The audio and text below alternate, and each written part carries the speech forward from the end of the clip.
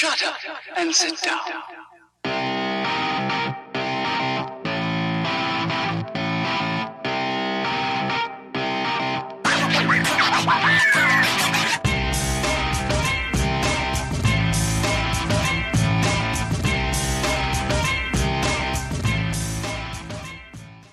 All right, I'm just going to get right into it. All right. Mark Reilly? Yeah. How you doing? I'm doing well. Beardo? Yeah? How the hell are you? Good. Good. Man, I'm excited. I've been wanting to get you on for a while. I know. I know because you used to live far away, so I was like, he has to go home like right after work, so I don't want to bother him. Yeah, I mean, it's probably best, because when I lived in Long Beach, Yeah. and I'm driving from Burbank to Long Beach, that sucked. Yeah. So I would want to get on the road ASAP because I would have to sit in traffic, almost 2 hours of traffic sometimes. With your dog or no? Cal would be with me, yeah. He would be in traffic for 2 hours? Yeah, he would just sleep in the back seat. Oh, okay. Yeah. Why Long Beach? Why were you out there? My girlfriend, I met her in Orange County. She worked at Yoga Works. She works at Yoga Works. And she was manager of the Yoga Works in Newport Beach, Fashion Island. I worked up here. We decided Long Beach was the middle ground. So that's what we did. And we figured it out that it was she actually had, if you can believe it, one way from our place in Long Beach to her place was 32 miles. And for me, it was 37 miles. Ooh, that's as close as you can get. That's as close as you can get for being halfway. But, then you double that. That was my round trip drive, hers as well. For how long? 2 years. Okay. 2 years. Two of like the most gruesome years. I mean, I have fond memories of Long Beach. I love where I just hesitated. I liked where I lived. We had a lot of problems towards the end of our tenure there because of the place we lived had roaches. Oh. And it became almost unbearable. And towards the end there, it became absolutely horrible. Let me put it this way. They sprayed for roaches. The 2 years and 1 month we were there, they sprayed 7 times. When did the roaches first appear? First appeared 6 months in. Okay, so like when you first move in, no problems. You're just like, okay, it's fine. It was great, too. Yeah, we were on the beach. We had a pool. We had a barbecue. We had a jacuzzi. They allowed dogs. We were at a park. We would take, bike rides, and it was really nice. And then 6 months in, you see that thing. 6 months in, we got a roach. Yeah. We had a bunch of roaches start showing up over time. We didn't really understand. But what they were doing was they were remodeling the downstairs lobby, and that's when the roaches showed up, and they never went away. Wow. They would go away for a while, then they would come back, and we'd spray again, and then they'd go away for a while, and then they'd come back, and then over time, it was just like that place that we lived in. They were always remodeling. The elevators were always down. About a year and 2 months in, I was sick of living there. Yeah. They just were not good managers. I mean, they were really nice there, but they were not good, like management. Like the elevators were always broken. The roaches, you can do the math and figure out that we were not happy for a while. I assume you were happy to get out of there and happy to get closer to your work. Absolutely. Yeah, because you seem like a guy, sorry to cut you off, you seem like a guy that likes to do like extra work outside of work. Like you like to write, you like to produce a bunch of stuff. Yeah, so, exactly. So when you have that drive, you're just like dead tired at the end of the day. You nailed it. Yeah, I wasn't really able to do much when I got home. I would go right into cooking because by the time I was walking through the door, it was usually around 7:30. So, and then by the time you're done cooking and eating, it was like 9. And then by then I was just done. You can't do any extra work. I can't do any extra work. Yeah. I was my girlfriend, Julie, hated me because I was so tired. Yeah. And now I'm 20 minutes. Yeah. We do a jacuzzi, we do a pool, we go to movies, we go out, we go to dinner. Now there's a lot more options. So yes, I'm very happy to be back. Plus, I've been here in LA since 1994. Whoa. So it's my home. Yeah. So I missed it.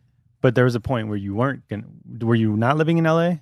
I've been in LA since 1994, and except for being in Long Beach for 2 years between 2015 and 2017, it was LA.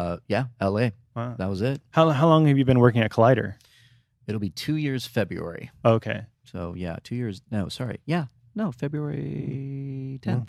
And your main duties at Collider? Like what do you have, like a title? Do you have like a senior executive or something? I'm head producer of Movie Talk, and I'm a producer and writer. And I guess I'm also head writer now, but I don't understand what that means. Oh, you're head writer over Ken and McCougan, all these guys?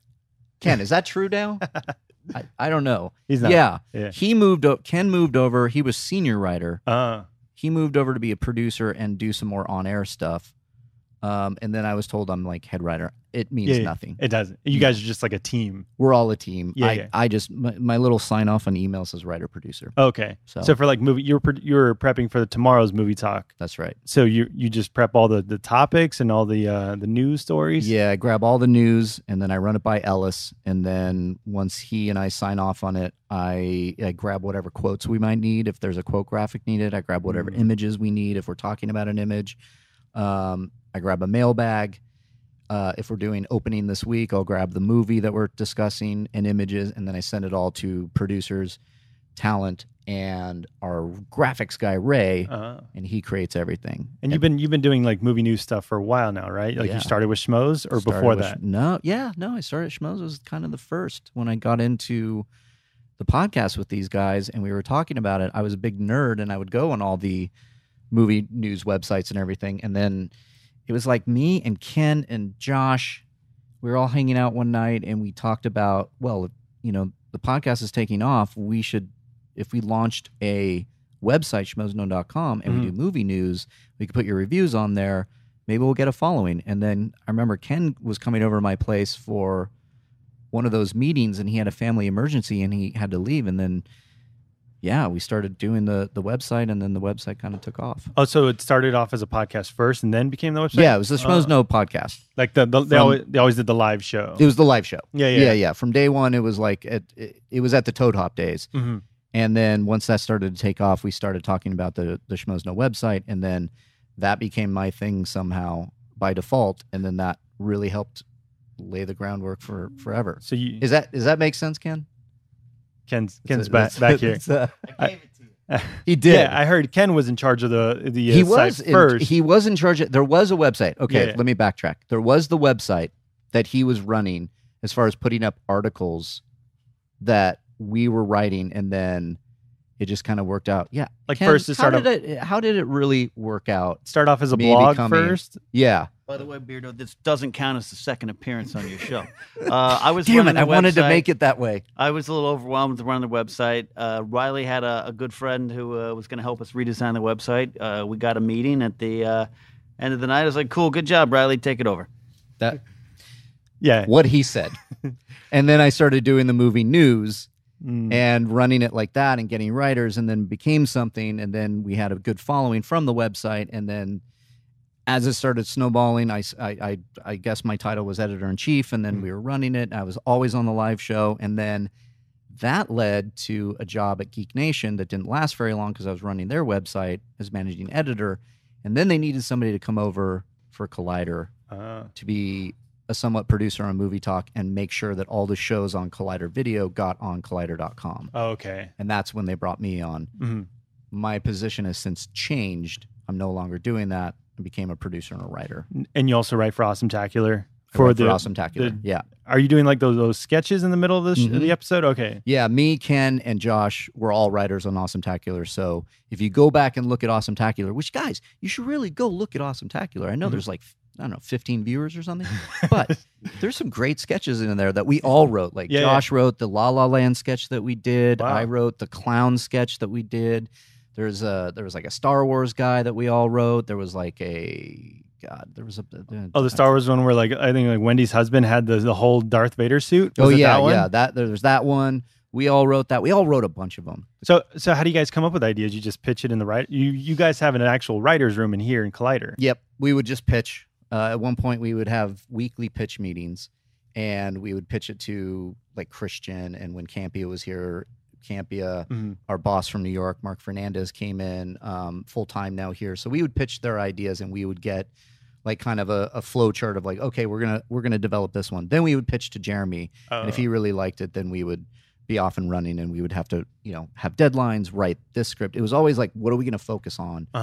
And then once we pitched it and it was like signed off on, we would write it and hand it into production, and then we were off and running. And who would it be one person writing it? Like, hey, Makuga, take over this La La Land sketch. You write it. Sometimes. Okay. Yeah. You guys wouldn't collaborate on one sketch? We would. Most times it would be like somebody would run point, like Makuga did the La La Land, and he would like hand it to me, and Ken was like, hey, give notes. And we're like, no, it's perfect. Yeah. And then vice versa. Sometimes we would collaborate. Josh and I would write a lot together on certain things. Same with Ken, me and Ken.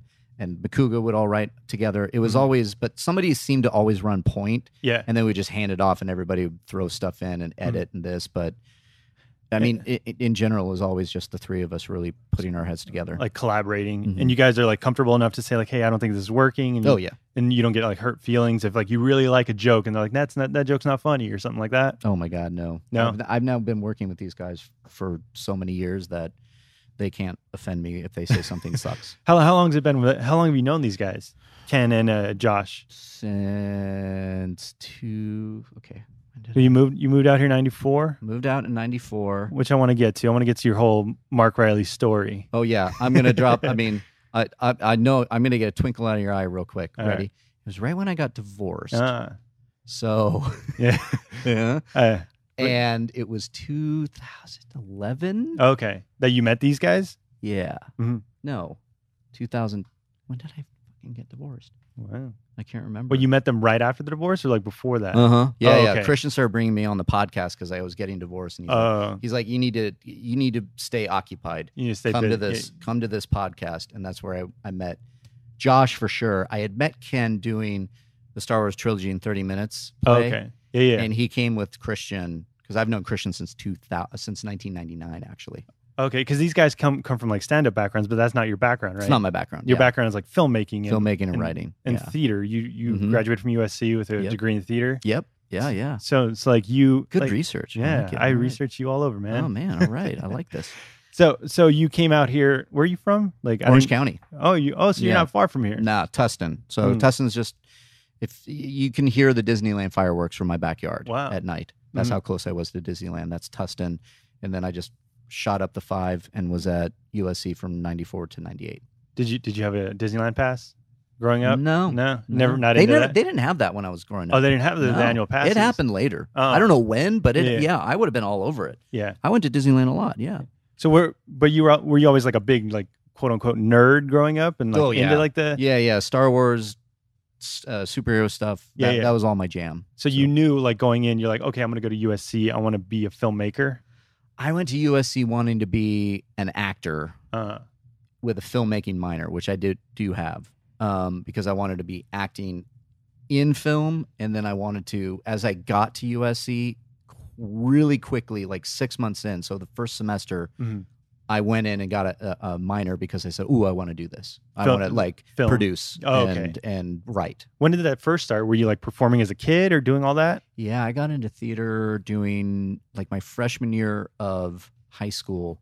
I had a crush on a girl, and she was doing it was 8th grade. I had this major crush on a girl, and she's like, I got a crush on her because my sister was doing children's theater. She was doing Annie, and they needed a dog for Sandy. So I brought my dog Ernie, who was a Cocker Spaniel, and I would basically slide a biscuit across the stage, and my dog would run across the stage live during theater. Yeah. And all that time, I'm like, cool, I'm the dog handler. Yeah. But I start meeting all the girls around, and that's when I met this girl, and I was like, oh, yeah, I have a major crush on her.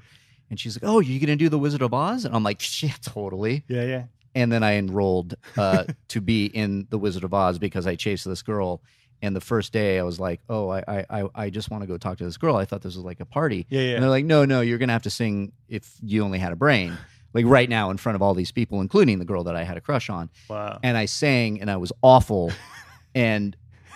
But everybody was like, no, you keep going. That was pretty good. You have potential. It's children's theater. Yeah. And I was fucking petrified. Can I curse? Yeah, do whatever you want. I was fucking petrified, but I did it. And then there was something that, because then all of a sudden I started getting notes and people were like encouraging me. All of a sudden I was like, I got bit by the acting bug. Oh, so you're like, oh, I can do this. Yeah. You weren't like a shy kid at first, like, oh, I don't want to try. I was definitely shy, but I did it. So I guess you would say I wasn't shy enough to like have it, petrify me in fear where I'm not moving. that fight or flight response where you just run away. Like you're like, I can do this. I thought about it though. Yeah. I do remember being in a very sweaty room in Tustin, of all places, where I was living at the time, where there's like, 60 pairs of eyes looking up at me singing the Scarecrow song. And I was like, this has got to be a fucking nightmare. This is probably my worst nightmare. I can't imagine doing that. Like as a kid too, like going through your awkward phase in 8th grade. And I was the awkward. It was very awkward. Like your voice is cracking and everything. Yeah, and it was... Yeah, and so I ended up getting the part of the Tin Man, and this is how awkward and what I was going through puberty-wise. There's a bridge in the song where he goes high, and I couldn't hit it. So I have to go very low because my voice was changing. And so if you go back and watch, when he sings the middle part of the song, it's supposed to be this beautiful, like, up in the octaves and singing. I couldn't hit that, so I would go very low, so low that you couldn't hear me. Oh, yeah. And I was just like... And so... Did you ever end up dating the girl?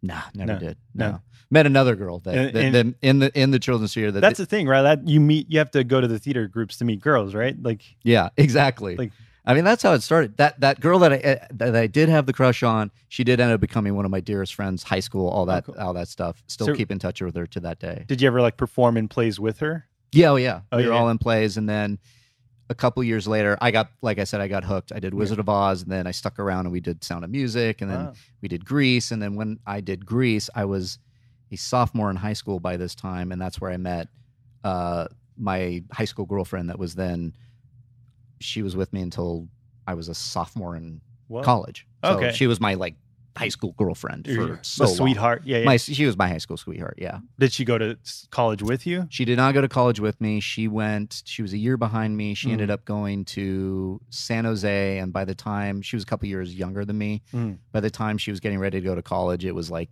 what are we gonna do? It was a hard breakup, but I was a kid. We were young. What can you do? Like life goes on. Life goes on. Still one of my closest friends. Oh, yeah. Yeah, my high school girlfriend actually met my current girlfriend this past December. Wow. Because she grew up in Long Beach.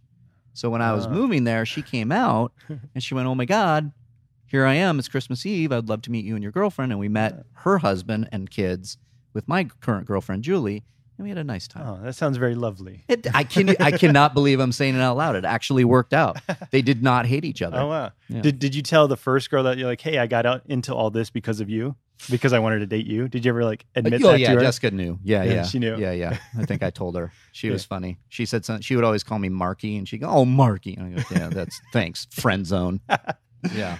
So throughout high school, how did USC come on the mind, or like how did it come to be? Because that's a very I can't even say the word, prestigious school. Yeah, prestigious. Yeah. Like the top of the top get into that school. Yeah. Well, so when I decided I wanted to major in acting, much to my father's chagrin, I applied to USC, UCLA, Boston University, New York University. Oh, so you were willing to go East Coast? Yeah, I was willing at the time. Yeah. I think I had targeted UCLA and USC because I didn't necessarily want to go East Coast. I wanted to be in film. Mm-hmm. So I auditioned at UCLA, USC, New York University, and Boston University. I got into USC and Boston. The other ones I did not get into. And so USC, though, gave me, they accepted me right away because every single family member in my family is a USC Trojan. So that does play into it? Yeah, at the time, I do not think it plays in it. I think you actually have to have like off-the-wall talent to get in. If you read between the lines there, I did not have off-the-wall talent when I got into USC. I think it was a legacy, and they let me in. Yeah. But I would think like you had to... You said audition for them? So what do they give you, another song to sing? And I did do 2 monologues in front of their whole theater division, and you had to do it, and that was awful. What were your monologues that you chose? I did an original one that my friend Robbie Fabregas. Are you listening, Mr. Fabregas? Rob Fabregas wrote this great monologue called "Who Flushed the Toilet." It's about a guy that like runs out and is like accusing his family of flushing the toilet. I don't remember it. It was really funny. Oh, was it funny? It was supposed to be really funny. And then I did Of Mice and Men when is it Lenny and Carl? No, who is it? No, that's Simpsons. Lenny and Carl. Whoever. Lenny's the one that kills the bunny. Yeah, right? and then he has to kill. Or I can't remember. And it was a dramatic where I pull out a gun and. Oh, the one where he's like, just stare at the bunnies. Yes. Okay. Yeah. So you know your stuff. I like this. But so you trusted your friend's material to write that, or did you have to say or did you have to do an original piece for the audition? No. If what I remember, it was just like, just do whatever you want. And so I just really liked his monologue. Really? So I did it. Yeah. I would be too scared to be like, this probably isn't going to work. Like the room's not going to understand it or something. Apparently, I don't know. Yeah. I mean, they were, and years later, and we have turned it into a sketch, which you'll see sooner or later in Awesometacular. One of the professors that was watching my audition, they didn't say anything in the audition, but then a year later when I show up for fall school, and we did a monologue. His name was Ian Stewart. And you do a Shakespeare monologue. He would say things like, "That was very good for you." And it was like you fell off a horse and the horse was trampling you. I mean, he hated, he didn't hate. He would just give it to you straight that you suck. And that's a good thing though. And you would have to then just get better. Then you have to work on it. But yeah, I remember getting Ian Stewart and I went, oh, fuck. That guy is like, he's an English Shakespearean trained actor. Yeah. He looked at me like I couldn't act my way out of a paper bag. And then for first day of class, I had him. And I'm like, oh my God, he's the guy that I did that Who Flushed the Toilet monologue for. And sure enough, he was brutal with me. And by the end of the year, he loved me. So okay. So he turned around. Yeah. But did it help though that he was such a hard ass? I think so. Yeah. Because when you get to USC, you get a lot of good professors. You get a lot of good, and what I found out quickly was that I might have been like, because I did high school theater and I did the children's theater, like I was telling you about, and I was like one of the guys that was always getting the lead part. And were? Yeah, and I felt very good about myself. I didn't have any hesitations, and that's why I thought it was very good, and I could go off and do this. And then when you get to USC, everybody is like the best in theirs. Yeah. So then it's like, who's going to rise to the top? And then you have these teachers that are from England saying you suck. So it's a lot of competition, and then you either sink or swim. Yeah. So when you see that competition, like people coming from all around the world to go to USC, how does that affect you? Are you getting scared and be like, okay, maybe this isn't for me? Yeah, I had a lot of that, and I went into like, it was weird. This weird thing that I was in my shell being nerdy and shy, and then I did The Wizard of Oz, like I was telling you about, and sang that song and got better and got my confidence. And then when I went to USC, I started getting in my shell again because I started getting really like, oh my God, these people are really good. And I started getting a little nervous, and I didn't feel like I did my best work like I'd done in high school. It's a little different, but what that did is that I started to focus out, and I started to get involved more into like, be a PA, right? And then by my senior year, I would have great parts and I would do like supporting roles. I was never the lead anymore. It was always like, I mean, if you look at me and you look at some of the kids in school, like, I mean, I was cast as Danny Zuko in Grease in high school, but that's in high school. Yeah. When you're in college, you're casting the guy that looks like John Travolta and who can play the part. Yeah. I was getting the like Roger, the sidekick, and I was loving that. And but then that turned into and opened the door because I started to write. And that's my senior year. As I was graduating, I wrote an entire first screenplay on yellow notepad. Like handwritten. Freehand, long form, what have you. And that was my first time where I went, oh, I think I want to write as well.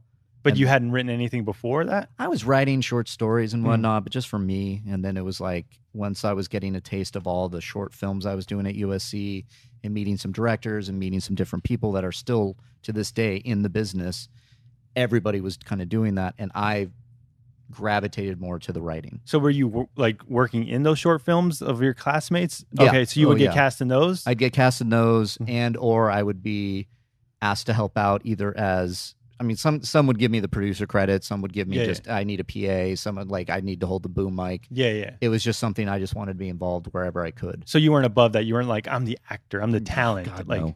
Yeah, no. You those guys are assholes. Yeah. I can't stand those guys. So you weren't putting all your eggs in one basket in the acting area. Correct. You were trying to be as good as you can with everything else. Exactly.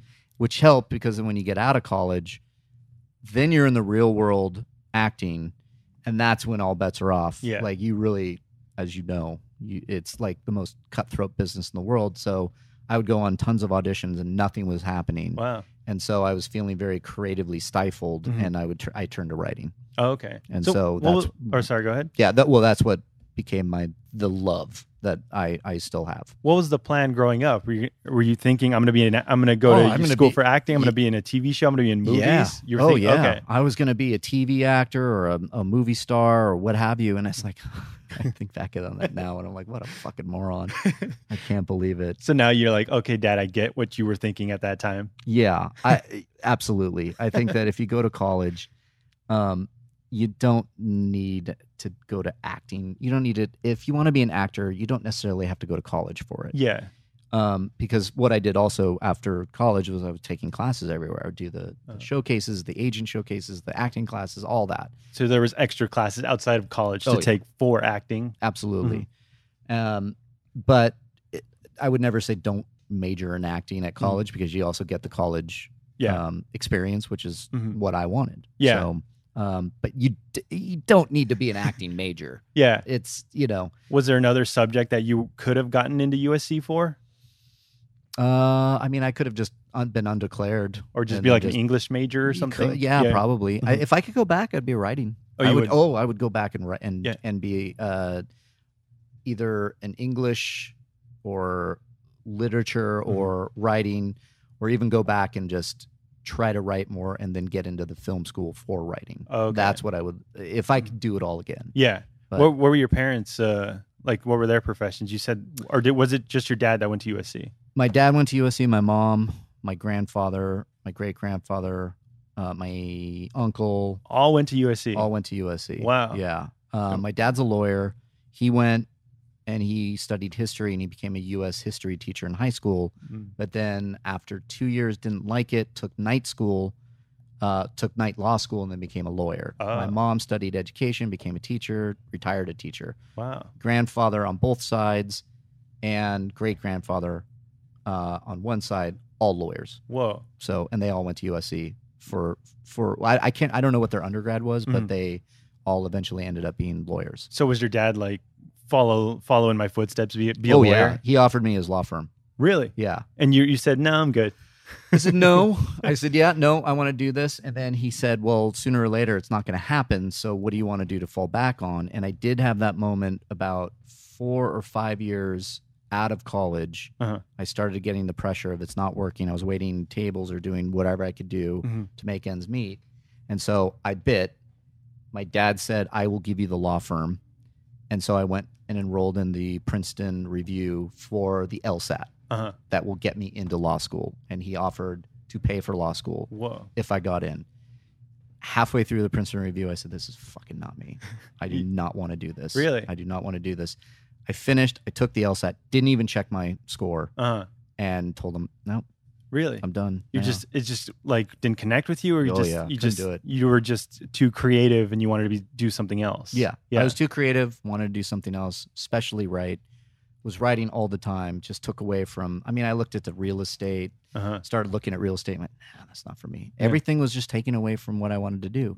I knew sooner or later I'd be able to land on my feet doing something like I'm doing now. So I just didn't have that doubt in my mind. But those 4 years after college, you said you were doubting yourself. Oh, yeah. Totally. Yeah. So after you graduate USC, you got the film, or you got the theater degree, and what's the next step? And then the next step was waiting tables. Yeah. And that's where I met Christian Harloff. At soon after Pizza Kitchen? California Pizza Kitchen. Yeah. Met Christian and Brett, and we were all doing the same thing, acting, just stand up, writing, what have you. And then we I obviously remained friends with those guys, but I was always writing as well. And then when Christian, he took off and got an internship at Village Roadshow, and then that's where, and then I finally quit CPK. And I had made some short films in my tenure while I was there. Like when I could, I made short films. So you had like the equipment to make your own stuff? Yeah, I made a short animated film. It was right around Attack of the Clones time, where we animated different directors pitching their version of Star Wars. Yeah. And then that got in some festivals and won a couple festivals, and then made another short that was a horror short, got in some festivals, and then a job opened up to be a production supervisor for a production company, and I applied to it and I got it, and I've been working kind of like in that business ever since. Production supervisor, what does that mean? So so it was for the Showtime series Fat Actress. Kirstie Alley. Yeah. Kirstie Alley. Yeah, Years ago, and so I joined this production company called Production Partners, and they had produced Curb Your Enthusiasm and a lot of like Chris Rock stand-up specials, and they needed a production coordinator at the time, and it was just somebody that was going to be like, let me tell you something, production coordinators like fucking sucks. It's like it's office work. It's office work, yeah. But you're also dealing with every production head of production, so you're getting batteries for the sound guy, you're talking to the Teamsters for the transpo, you're sending out the call sheets. Call sheets. You had to do the call sheets? Yeah. That was my big job. Yeah. They promoted me a few weeks in to production supervisor, which was nothing. It was just a title change. Oh, that's right. It's because I was the assistant production coordinator. And the production coordinator had been working with them for so many years. He got bumped to associate producer, and they created my title of production supervisor. I don't know why. Yeah. But it was, call sheets, dealing with everybody. Like I was in the office from 7 a.m. to like 10 o'clock every night. Whoa. And we were shooting. I was in there at like 5:45, 5 a.m. sometimes, getting the cameras off the chargers and the walkies off the chargers and giving them all to the trucks. So you're like the man in charge of the production, like literally the production, like it wouldn't go on without you. Probably, I guess. Yeah, that's a nice way to look at it. And then I did good, and they kept me on for many years. And then I started working underneath the main producer, Sandy Chanley, and worked with her for many years, where I got to hang out with Kathy Griffin and her. I worked with obviously Kirstie Alley, but Chris Rock, I helped production supervise one of his stand-up specials. Kathy Griffin did like a bunch of stand-up specials. Joan Rivers, like that was their bread and butter. So I was with them for many years. So at this time, were you thinking like, okay, like I'm on the right track, or this is what I wanted to do? I'm in the business now. Yeah, and I said, this is what I want to do. I'm in the business now, and in that time, I was still writing, and I was still trying to get, and I won a couple contests, like a Nickel Fellowship. I got, like, out of 7,000 scripts, I made it down to the last 100, so I got a manager from that. Oh, wow. And that's when, and Christian and I were still hanging out, and that's when, around the time I was working at Production Partners, he brought me in to pitch the He-Man movie. Yeah. He's mentioned that before many times. And that's when I was working during the day at Production Partners, going home at night and meeting with Christian, and we were coming up with a story for He-Man. I was writing it on my off time, and then going in and pitching the movie, which we got very far with. Yeah, you guys, you were writing it on spec? Yeah, well, so the movie was originally announced with John Woo directing, and then it went into turnaround, and I remember Christian sent me a script saying, read this piece of shit. And it was the script that John Woo was going to make, and it was like, He-Man was literally like He-Man said at one point, "Are you high?"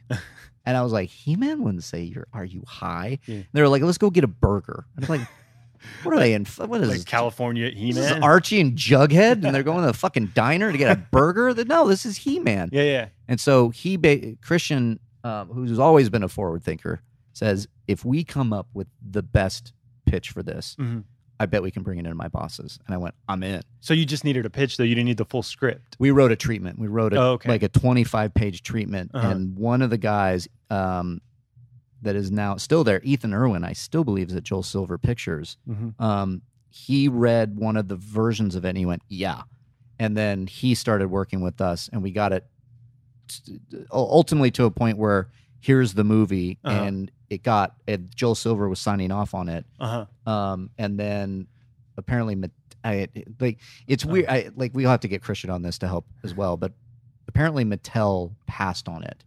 Although they didn't like seeing was it like an R rating or something? And no, it was literally Star Wars Star Wars meets Lord of the Rings. For whatever reason, they didn't like it, but then somebody at Legendary started to read our treatment. And then for me, it was like, well, nobody knows this fucking guy as a writer. Me personally, Mark Reilly. And I think they had a different writer. I think it was Justin Marks that was doing Voltron at the time, or writing a draft of it. He was writing a draft. They were able to do something. I mean, ultimately, it fell apart all over the place. Wait, so you said you had the movie though? Like, what does that mean when you have the movie? Like, here, go make it. Oh, I mean, we had the treatment. Yeah. And then we just had to like get it. So, but did they say, here, go write the movie now? No, they never got that far, but there was talk. Uh-huh. I know there was talk at one point that it looked very promising that I was going to write the actual script. Uh-huh. But everybody had to sign off on it to put it into active development. Oh, so it never made it to active development. It was still like it was still kind of Okay. It was in development, but I don't know how you put it. Yeah. But it was like Ethan Irwin, Christian, and me. Like they would give me notes, and they were giving me, and we would all interject on the storyline, and then I'd go and write the treatment. And then once we got it there, it was like now we got to get it through the big higher ups. Okay. It never got there. So how did you find out like, okay, this is the like final nail in the coffin, that this is over now? I think it was when so this big manager got wind of all this was happening, and he brought me in to like manage me. Wow. And he gave me an old Castle Grayskull toy set. And I was really excited. I'm like, oh, I'm getting a manager. This is huge, and it's a big manager at that. And then I knew the final nail in the coffin was when the manager said, "Yeah, it's definitely not happening. I think it's, I can't remember. It's in turnaround." Yeah, well, and it's like, because you remember it was in turnaround from another studio that John Woo was going to do the movie, and if somebody came up with a better idea, they could buy the property and start developing on their end. Mm-hmm.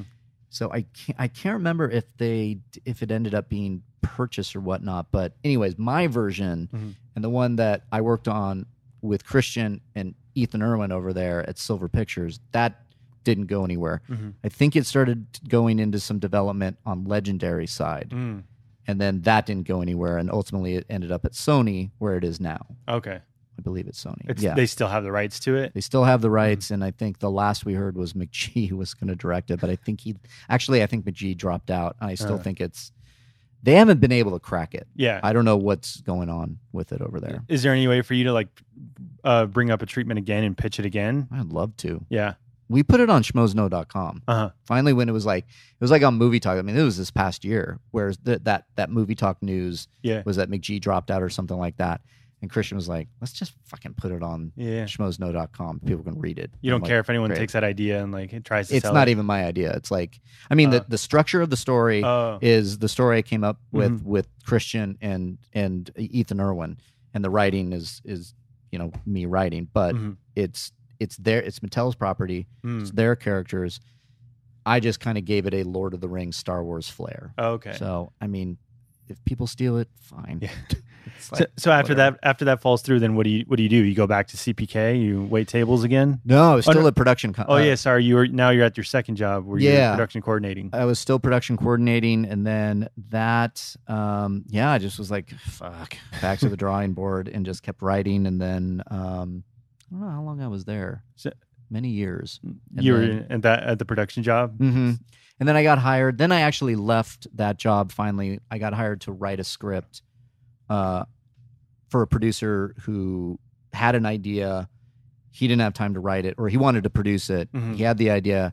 He pitched it to me, and they basically hired me to write it. Okay. And then they were going to try to sell it. And so I left that production company. I said, I'm going to just go ahead and take the leap, take this very small paycheck that could probably only pay my rent for 6 months. Yeah. And write this script. And they're like, cool. And so that's what I did. And then that ended. And then I ended up bopping around and writing at a couple other not production companies, but right around then is when the online stuff started happening. I remember around that time too. The script never went anywhere. Mm-hmm. I was looking for work. I started working at Heavy. God, that sounds is that Heavy. What is that? Yeah, it was like heavy.com, and they were doing like videos with like, if you look up Taryn Southern, she's still online doing all these things. I was writing little news things for her. Okay. And then she always had your hand in writing and like every little thing. Yeah. Do you remember that name? Sorry. She's been on my show a couple times. Yeah. Oh. Okay. So it's been on Makuga show. Yep. I figured. Yeah, I remember that Makuga. I remember you. So Heavy would pay me some bucks to just write like news things that she would then be the host for. Okay. And then there were other like videos that we could do, and this and that. And then I'm blank. I'm trying to remember, because after that is around the time I met my future ex. Mm-hmm. And that was also when I wrote a horror script that with my ex we we made it. Yeah. We made the movie. Where were you living at this time? Like, where did you have roommates or? Yeah, I lived in this duplex with 2 roommates, right walking distance of the Grove. Okay. And then so that was through the production partners, the He-Man stuff, the heavy stuff, and all the online stuff that I was doing. So you never lived with Harloff or Brett or any of them? No, but you never had a roommate. But Harloff was on this. He'll know this. Blackbird Avenue was that duplex where I lived for many years. Uh-huh. He lived on Blackbird Avenue, walking distance to me. Okay. So I would just walk down the street and talk to him. Later, dude. Makuga's out. Makuga's out. So were you guys? So then it would be you and Harloff meeting up and doing like writing stuff. Yep. Or just collaborating and coming up with ideas. Yep. I would go over there. He actually also read a script that I wrote that was the Nicole Fellowship script that he really liked, and he was trying to put that in front of his bosses because he loved it so much. So, but we would, the He-Man one was the major one that we would like hang out and talk and write and together. I remember being on the phone with him like for hours talking about He-Man. Wow. And then, so this is around the time, once all that was ended and I was writing for Heavy, that's around the time I met my ex and started How'd you meet her? How'd you meet her? At one of my Halloween parties. Okay. But I went to college with her, but I didn't really know her in college, and so I kind of re-met her at a Halloween party, and then we started dating, and then... Was she a film major too? She was an actress. Red flag, everyone. That's Red a flag. bad idea. I'll just say I don't want to date an actress ever again. That's all I'll say. But can you generalize all of them though? You can't. No, there's always exceptions to the rule, and I know a lot of actresses now who are just fantastic fucking people.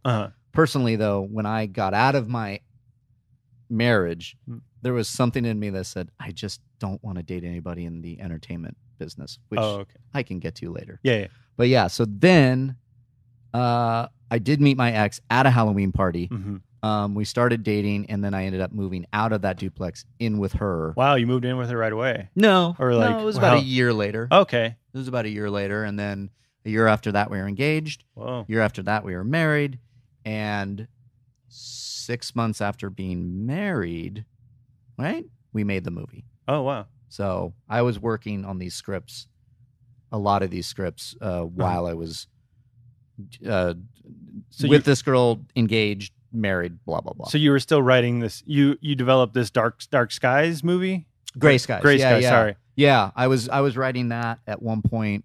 I can't remember. I started writing it when I was with her. And you just came up with the idea. You're like 7 friends, alien invasion type thing. Yep. I came up with the idea with my friend, actually, Michael, who's in the movie with me. We came up with the idea together. Like one day we were hanging out, and then I started writing it. And then my ex was actually the one that found all the investors. Oh, okay. So we were able to raise enough money to actually make the movie. So she read it and she believed in it enough where she says, hey, let's go make this? Yeah, and she wanted to be the lead in it. Okay. You know, she wanted to, and she's since, I think, she wanted to be a producer through this too. After we got done, she started to branch out too, wanted to be a producer and an actress. So, you know, my stuff was, she was always wanting me to write stuff for her to star in. Oh, okay. And then, but you know, so did she end up being the lead? She's in the movie. She's in the movie. So you can all see my ex-wife in Gray Skies.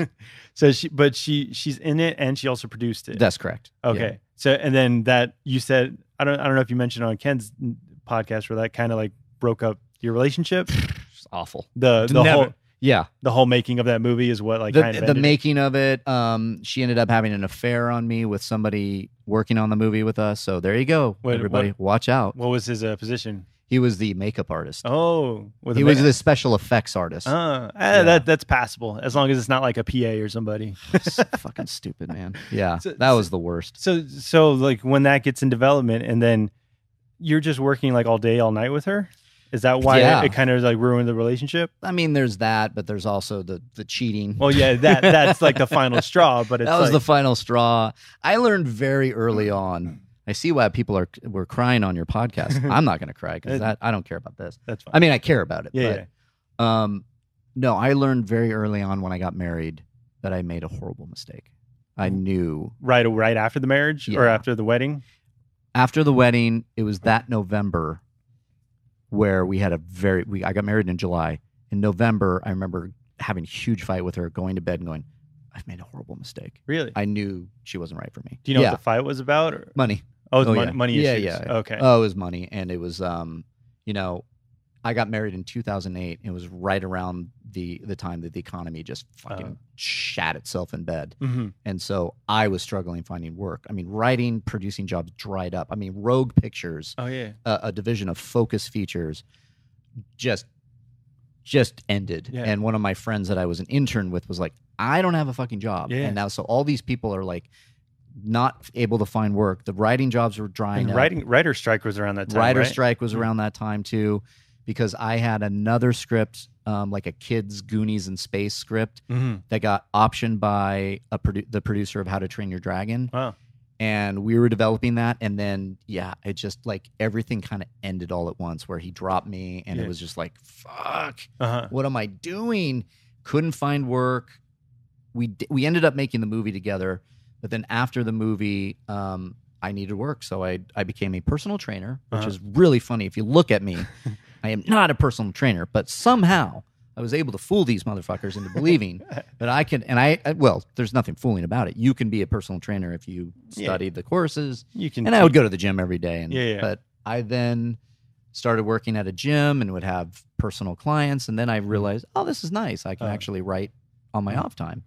And so I was doing that. Going back to the relationship and the money issues, was it that you weren't bringing in any money, and that's what caused the fight? Yeah, I mean I had savings and stocks and all that, but I was like, hey, pump the brakes. We need to save that. And she's just spending. Sort of, yeah. And I don't want to paint too bad a picture on her because it is wandered under the bridge. Mm-hmm. But I'll just say this: when you don't have to worry about money because of family things, that can get in the way of somebody that is worried about money. So when you have to change your lifestyle because the economy is in the shitter, and your partner is not worried about money, that's where the two butt heads. So she wasn't worried about the money. She wasn't worried about money. Did she come from money? Like her family came from? Yeah. But also your family is like I come from money too. Lawyer and I could have gone to my family. I didn't. Oh, I had money that I could rely on, and I'm a very proud person. Yeah. I have gone to my parents for money though since then. Don't get me wrong. Yeah. There's a limit. There's a limit. There were times that I needed some fucking help. But at that point it was like, look, I need to stop this. I need to stop spending money that's in my savings, and I need to find work. And I looked to my ex and said, please help. Yeah. Like, we need to work together on this. And I didn't feel like I had that help. You know, I think that there wasn't a lot of worry on her end. And so, it happened. We did get through those parts, but then we made the movie together, and the rest is history. As you know, spoiler alert, I was cheated on. It didn't work out. Didn't work out. Yeah. But that's so fast that you said you were with her and you were living together within a year, and then married a year after that. Engaged a year after that. Oh, okay. So a year together, a year living together. They were engaged. A year being engaged and then married. Okay. And then the marriage only lasted like 2.5 years. So why do you say like don't marry an actress? Do you think she was just like putting on performances around sometimes where she should have been herself? And this is again your results may vary. Yeah. For me, I felt very like I wasn't her most important person. So there would be situations where we'd go to these big Hollywood parties, parties, and man, did I feel ignored. Like she would ignore you at the party. Yeah, I would feel like I was, she was trying to network and, further her career, and I felt like I was just like, I feel like there were things that she would do, like, okay, I'm going to go have drinks with these men now that are in the industry, and I'm going to be out late, and don't question me. Don't worry about it. Yeah, and that was hard to deal with. So at the time you understood like, hey, this is kind of weird. Like you're out here doing your thing. It was there was a party I remember where there was this really nice guy, and he was in the business, and he was a producer and very respectful of me because I was with my wife at the time. And there were some other girls that were there. And he started to like kind of flirt with them and go, "Ooh, I'm going to get your number," and all this kind of stuff. Yeah. And my ex started going, "Oh, you're not going to ask for my number?" And he's like, "Well, you're married. Yeah. It's fine. No, over here." And she's like, "Oh, you don't want my number?" And I'm sitting there going, "Oh, can you please stop?" You were there. That was right in front of you? Oh, it was right in front of me. Wow. And I'm like, "Why are you pushing him to ask for your number?" Yeah, you're like, taking. I'm right here. Yeah.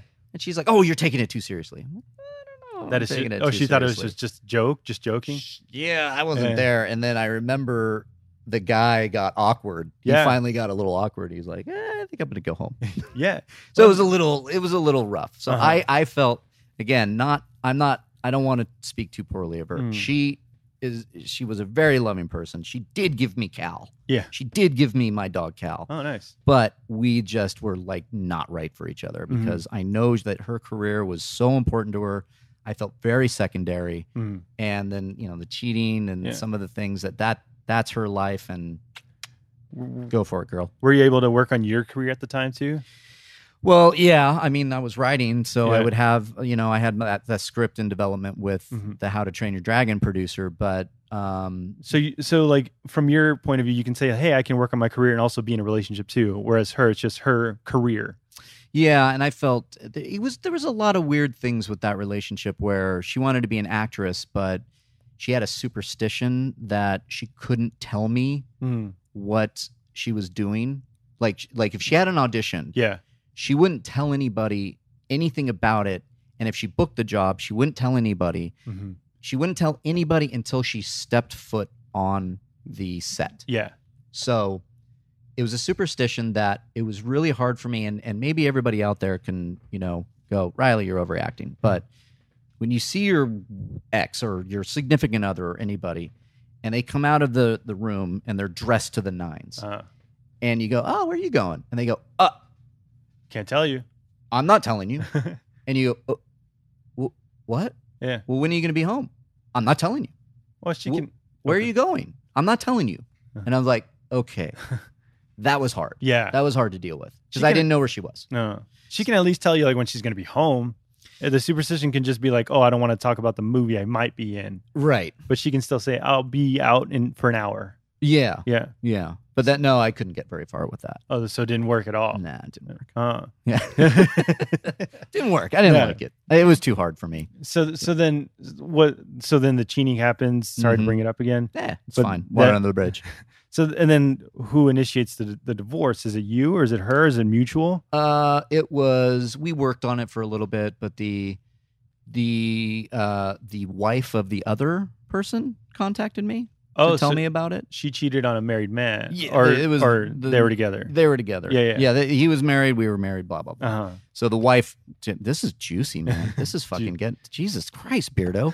Now I know why these people are doing. Okay. No. Now I know why people are like, "Oh my God, you got to get Roke on or whoever on." Okay. So, the wife of the person contacted me via Facebook. Love that. Yeah. And so we both, I tried to work it out with her, but like 6 months later, that thing happened where she was having drinks with like a producer. Oh, okay. And stayed out pretty late. And I was just like, you know what? This is not working for me. It's not working for you. It was mutual. We ended it. We did the divorce. So you were trying to give her a second chance. I was giving it a second chance. Like, let's work on it. Like, okay, like you made a mistake, but let's work on it. Yeah. And there was like questions about whether or not I should do this and that. And then ultimately I was like, I can't do it. I just can't. I don't think I would ever trust her again. No. Just because it was shattered completely. And it's like in my relationship now, it is so important to like establish trust. To have that trust. It's like I can't imagine worrying about where my significant other might, if she just steps out the door, if you have a thought of like, what is she doing? That you are going to be a miserable person. You would think that being cheated on, you would have those thoughts going through your mind, like for the next relationship and like all the relation. Yeah. But that doesn't happen. You're able to find the right person where you can develop that trust. Yeah. I don't know what it is. With Julie, my current girlfriend, I could never see her cheating on me. It's just a feeling. Yeah. She has been so like fucking wonderful as far as loyalty, honesty. I mean, there is like not a doubt in my mind that she would ever cheat on me. It's just, I don't know. That's just who she is. She's been cheated on. You know, she had a relationship for years where she was cheated on, and you know, like, I mean, she fucking had a scavenger hunt where her ex was like leaving like clues around, and like she ended up like figuring it out and like going and confronting him when he was in a room with another girl. And so she's like, no, I won't do that because it's happened to me. And so we're both on that. Maybe that's why. Maybe that you guys were able to connect with that. Yeah, there was part of that. Okay. There's part of that for sure. But yeah, she's just insanely loyal, where this girl would do anything for me and me for her. And yeah, I just get it. Was that the serious relation? Was that the first serious relationship after the divorce? No, I dated quite a bit after the divorce, and I was just very kind of loosey-goosey. I didn't care. I was kind of, I was hurt. I mean, I was depressed for fucking months. Yeah. I was that guy that rolled out of bed if I didn't have a client, because I had to fall back on personal training. Oh, okay. And career stuff was kind of standing still a bit because I was miserable and a little bit depressed. I was that guy. Yeah. I'm not going to lie. I rolled out of bed, poured myself a drink once. Yeah. It got bad. I was like, fuck. Yeah. I was miserable.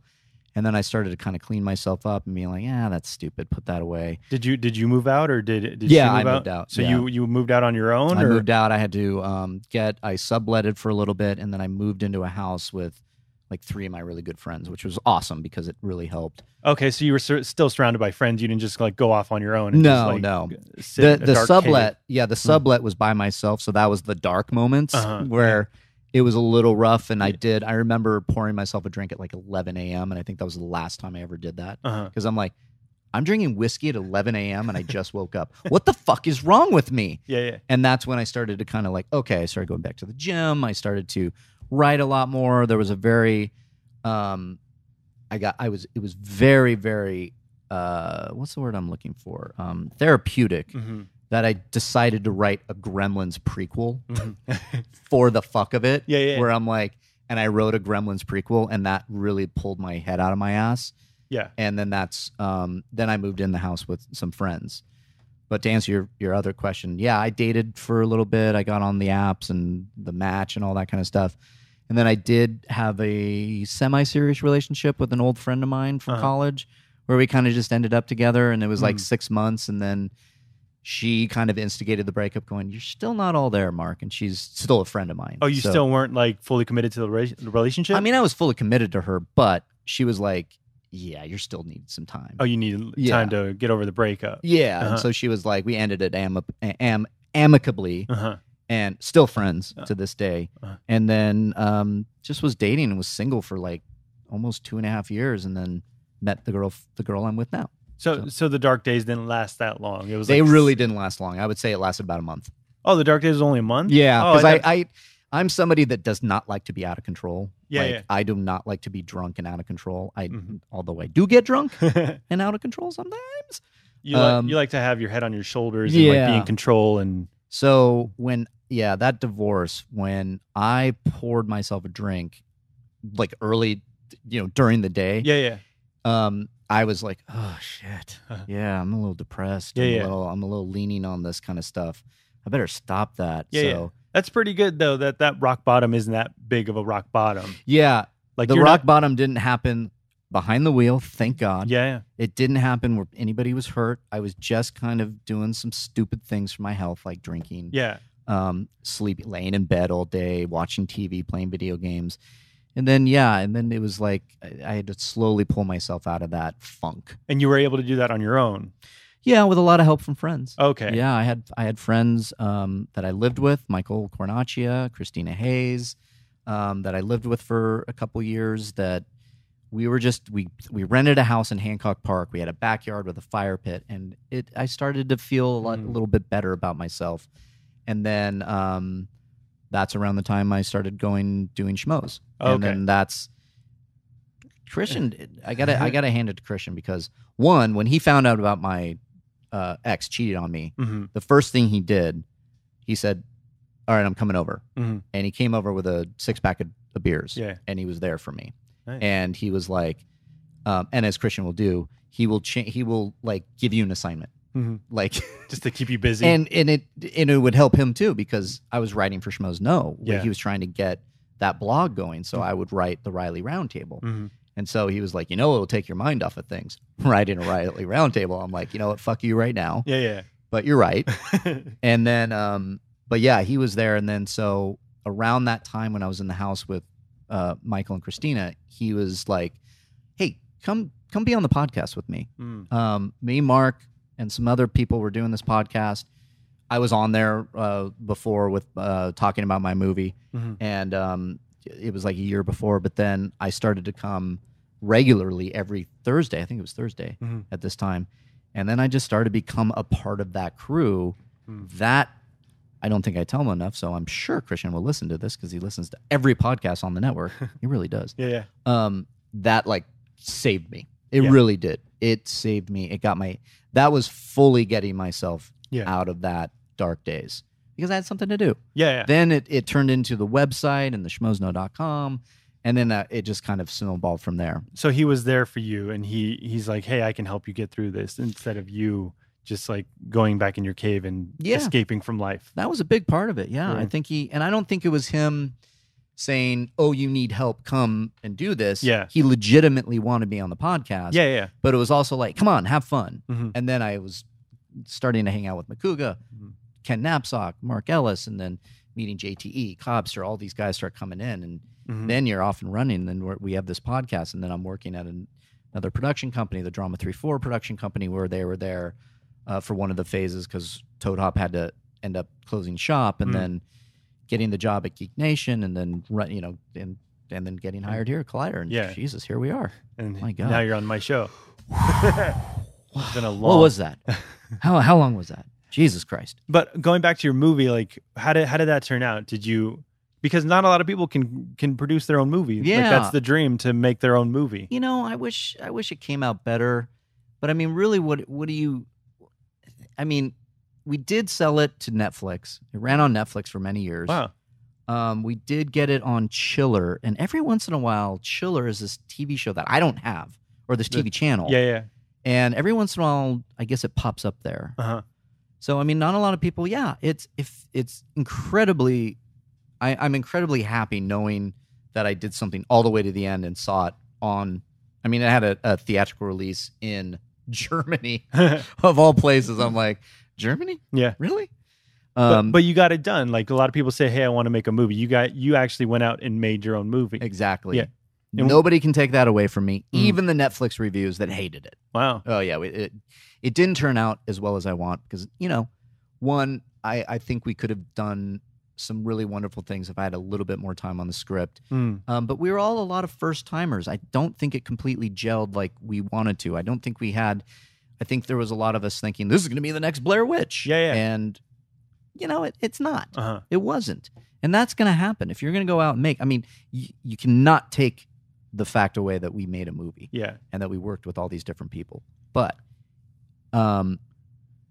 it didn't turn into what I was hoping it would be, which is like, oh, we're going to be the next Kevin Smith or the Blair Witch creators or whatever.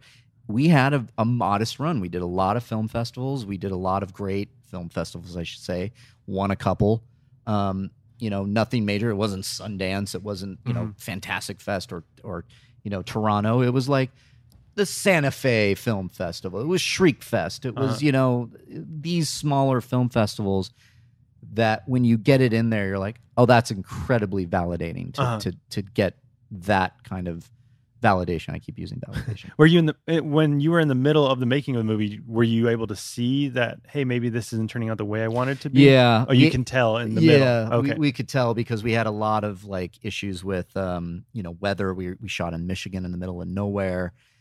We had a lot of issues with, we had aliens and practical effects, and we had to put these actors in them that had never acted because we decided to do locals because we got a tax credit in Michigan. So we needed to find very small people, girls mostly, to be put into these alien suits because we wanted some of the aliens to look very small. And so what happened? No, it's just God. You put on these and the effects are great. You know, you have these effects and you put on these masks, and the masks are fucking creepy. But these girls, they would literally, God, I wish there was video, but they would put on the mask and then you put them in camera. And mind you, we cast these two sweet little like housewives, you know? Yeah. And they would put on the mask and then they would just go like, and they would raise their arms. You could see me at home, folks. Yeah. They would raise their arms and do the visual equivalent of like, boo. Like, Yeah, like, ah. And you're like, oh, shit. You know, so that's not scary. Yeah. So, but who directed it? My friend Kai Blackwood, who has a phenomenal eye, and it was his first feature as well. And I think we were all in a little over our head because we had a very short shoot, a lot of moving parts, and so we would spend half the day coming up with what we were going to shoot, and the rest of the half trying to get it all in. And so there was a lot of things that I wish. There was a big woods scene, a big scene in the woods where all the people, like the aliens, are there and scary moments and lights from above and all this stuff, and the weather and the effects and the pace or the planning of it. You know, we could only get a few things here and there. So was it just money issues? Where it's we like, didn't have a lot of money. Where it's like, hey, if I had another week, I could probably get this in. Probably, I bet if we had another week, we would be able to have gotten a lot more.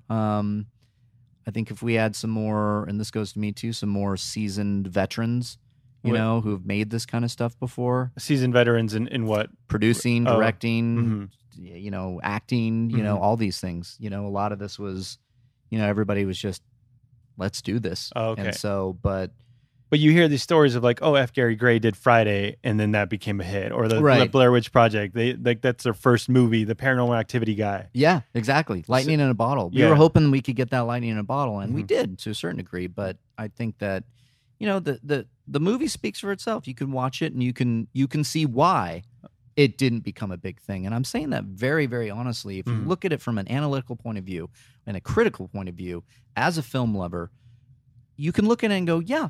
There are some really great moments in here. There's some good acting here too. There's some great shots here.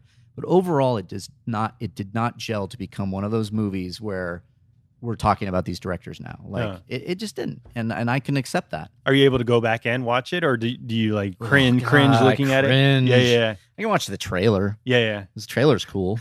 But you can't watch the movie. I don't want to watch the movie. Yeah, I mean I could, I'm sure. It's just I mean, I know I spilled my guts out about my ex and the infidelities and the things that happened, but my God, I wouldn't be where I am now or with the girl I'm with now, Julie.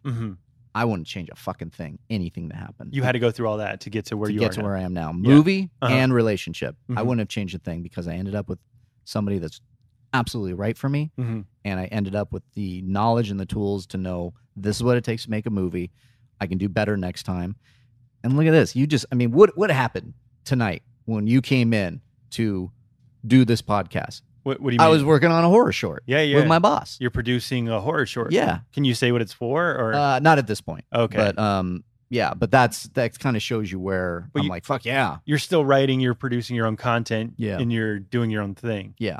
So you're enjoying your life right now? Yes. Yeah. I would say so. You live 20 minutes from home. You said you're going to work on something after this, or is that horror? Yeah. I got to do some. I have to do some brainstorming, folks. I got to figure out something, and it's exciting. I mean, it's for something outside of Collider. Okay. And that's very vague because I can say that, and then you guys will see. Hopefully, sooner or later, it'll happen.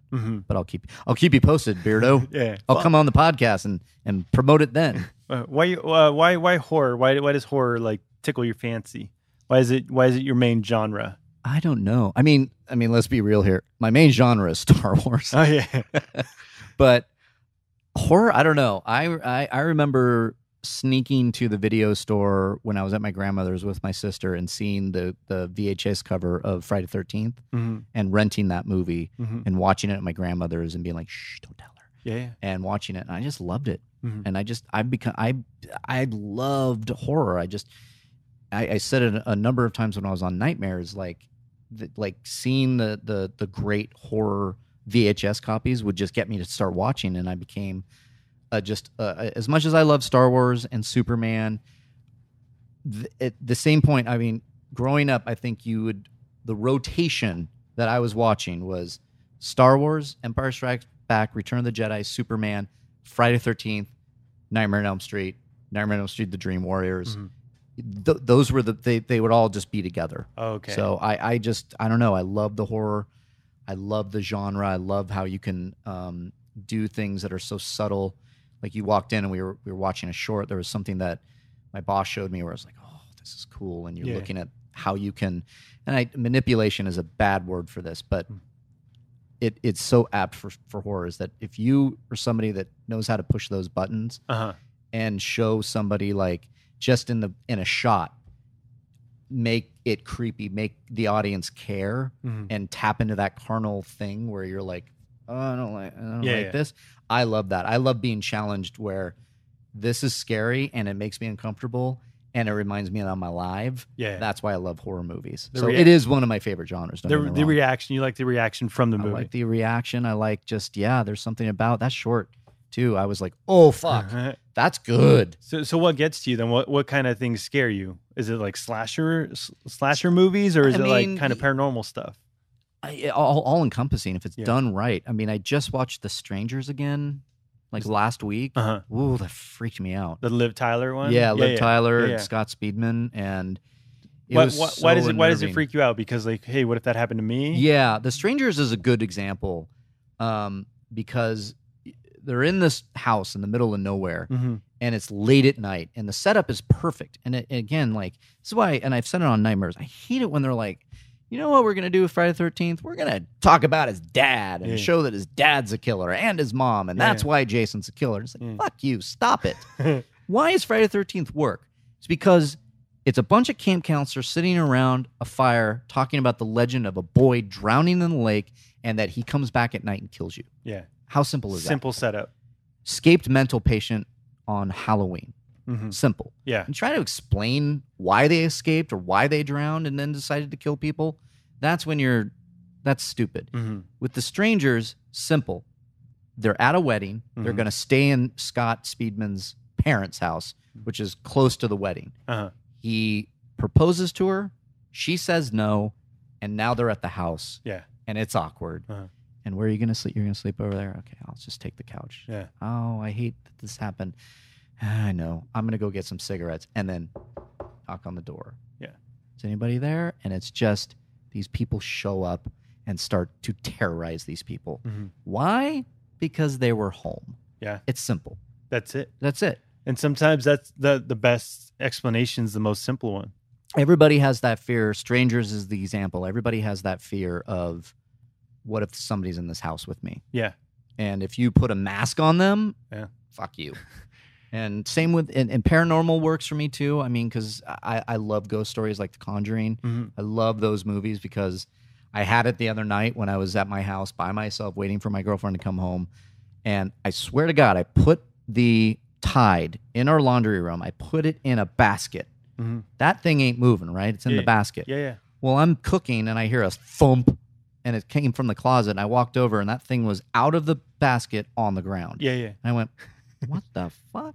So that's scary. I love those things. That's not a point where you're like, hey, I got to get the fuck out of here. No, that's not enough. And until I see like a floating demon head, I'm not leaving. Would that scare you in person? Floating demon? Not a demon head, but like, an like seeing an apparition or a ghost. Would that? Oh yeah, that would freak me out. Yeah. I don't know. I mean, I thought I've seen certain things. I mean, I've seen UFOs for sure. Yeah. That didn't really scare. Well. When I was shooting the horror movie, I was with my director, Kai Blackwood, who I was telling you about. And we were walking into the woods, and it was 3:00 in the morning. And he went, what the fuck is that?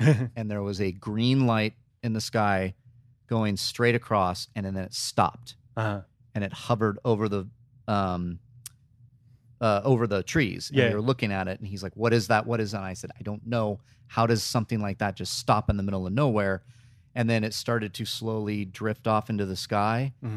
And then behind us, another green light was there, and it flashed a light, and I just remember seeing the tree tips just lit up. No. We screamed, and then they were gone.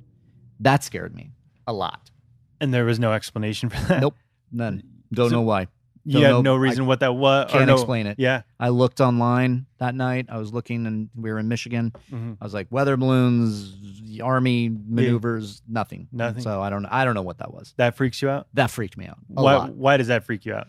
Well, because it's the unknown, and that's what horror movies are. That's when you try to, like, horror movies work for me when it's unknown. Like, you can't exactly explain why the killer is doing what he's doing. Yeah. So while I love Friday the 13th, by the time you got to part 7, when he's taking on a psychic telepath, and she's throwing a TV using her mind, not so scary. Right. It's just gory and fun, right? Yeah. But the original Friday the 13th, you hear that you have the legend of the kid drowning in the wood in the lake, and then somebody starts killing them, and you're in the woods and you don't know who it is. That's scary to me. Mm-hmm. You know, those are the reasons I love horror movies. That's why I love the original paranormal movies, because you don't see the ghost. You don't see the ghost. You just see the door and her standing there over him for hours at night. That's freaky. I don't care who you are. If you rewind footage and you see that, you're going to be like, what the fuck? Mm-hmm. That's what I love, when you can't explain. I think that's why horror movies work. If you can't explain it and you put the audience in that same predicament as the characters, where you're like, I can't explain the paranormal phenomenon. I can't explain the UFO in the sky. I can't explain why this killer is killing people. That's when I think you can tap into something. Then what about the Scream movies? Don't they kind of develop? They subvert that, which I love. And there's a different... I wouldn't call Scream scary for me. I found it just so damn enjoyable to try to figure out who's doing it. It's just a good whodunit movie. It's a good whodunit movie. It was good...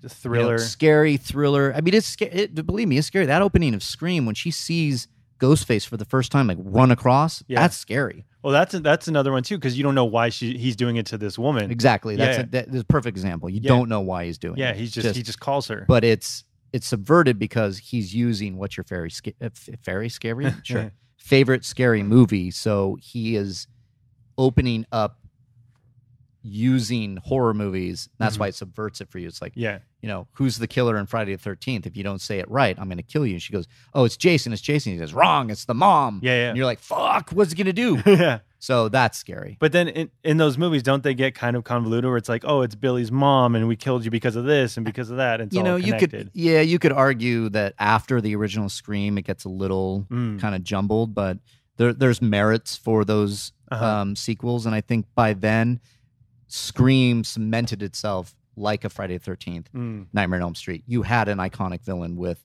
Ghostface. When you start to try to put Ghostface connected to the Sidney Prescott family, that like traveled through 3 sequels, it's like, that's where it becomes a leap. So. What were the main motivations of the original killers in Scream? Like peer pressure. Peer pressure, was it? That's what he said. That was what Stu said. That's the joke. Mean, that was a joke. I think, what was it? Because it was Billy. Didn't Billy kill? I can't remember. I need some refreshers on Scream. I think because Sydney did something to her mom or his mom or something. Oh yeah, the mom had an affair, I believe. Oh, with her father. Yeah, something like that. I'm trying to remember. So he's just getting back at her like that. Look it up. Yeah, I can't remember.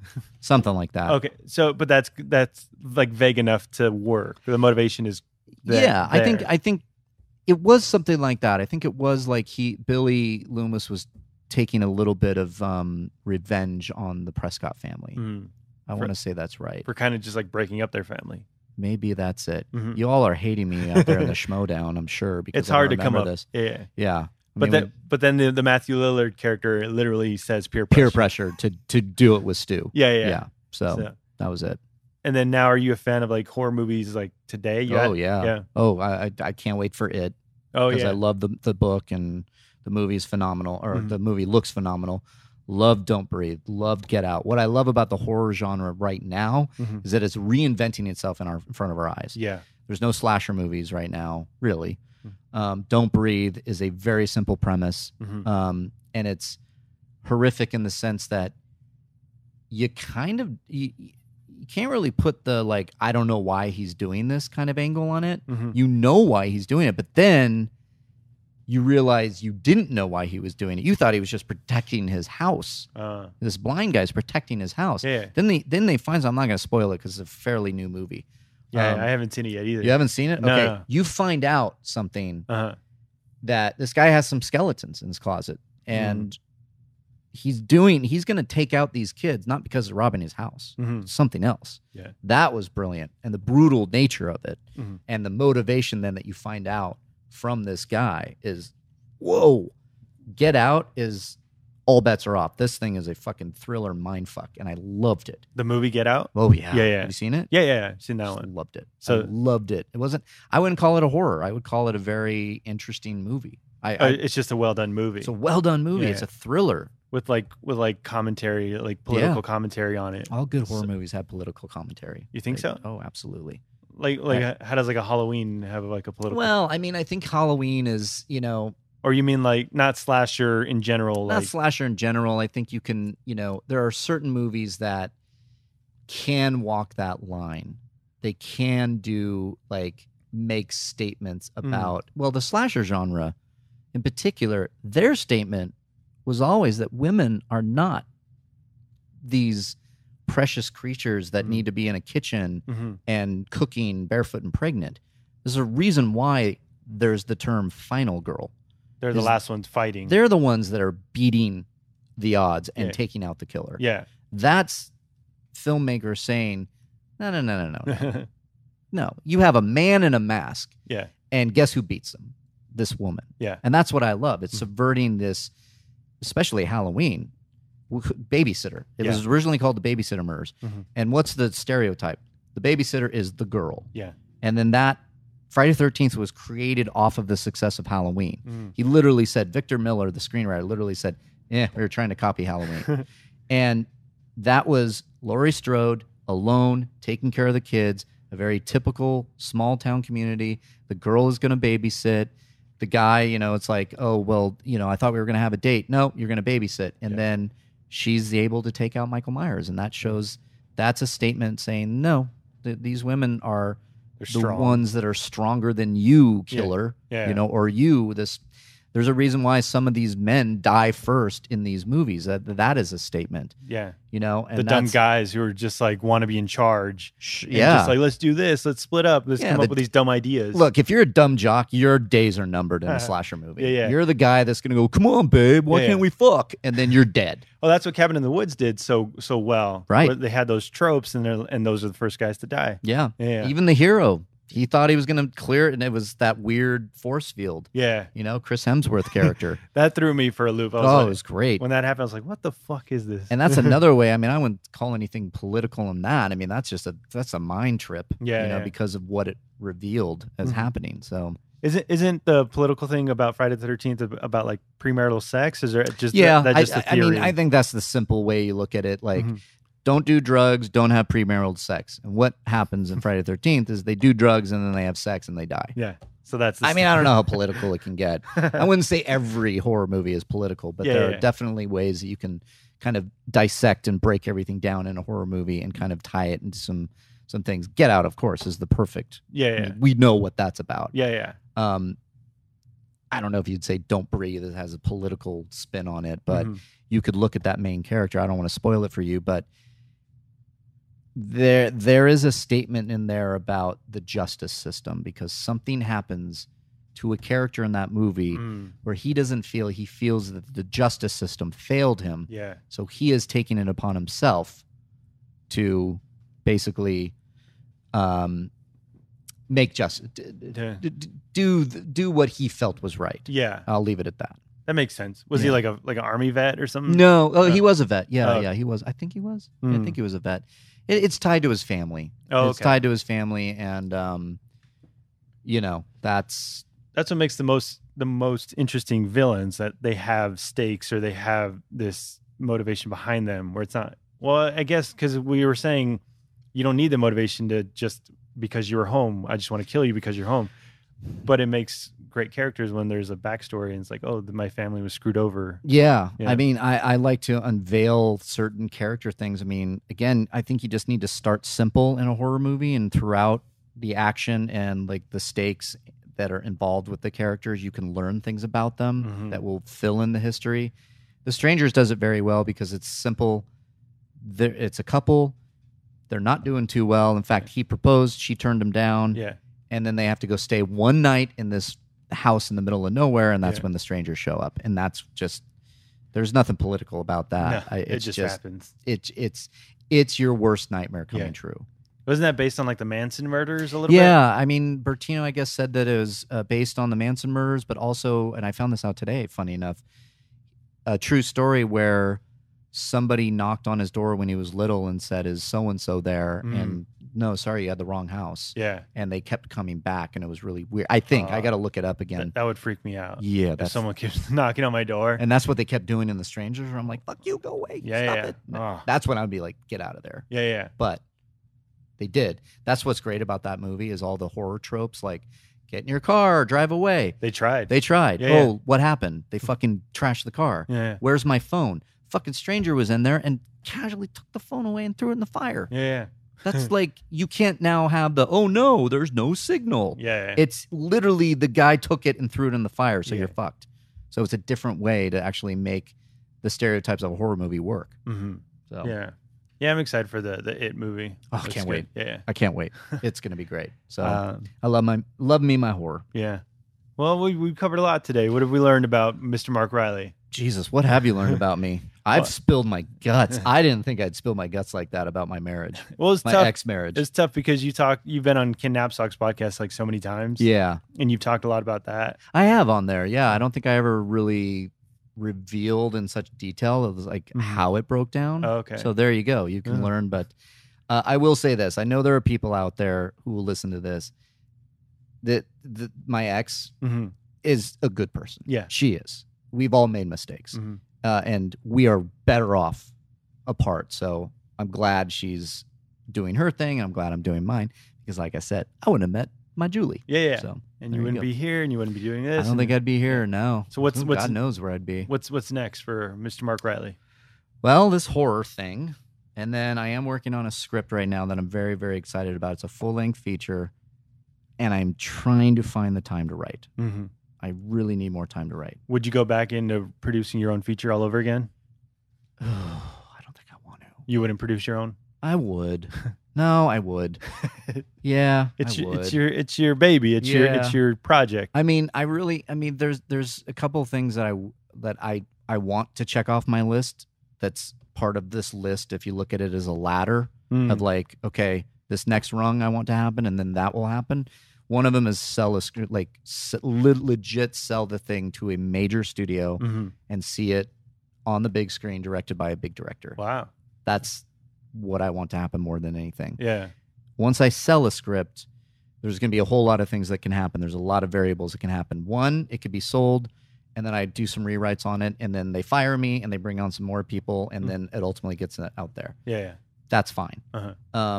Because somebody said in a screenwriting book, if you're fired, it's a good thing because it means they want to make the movie.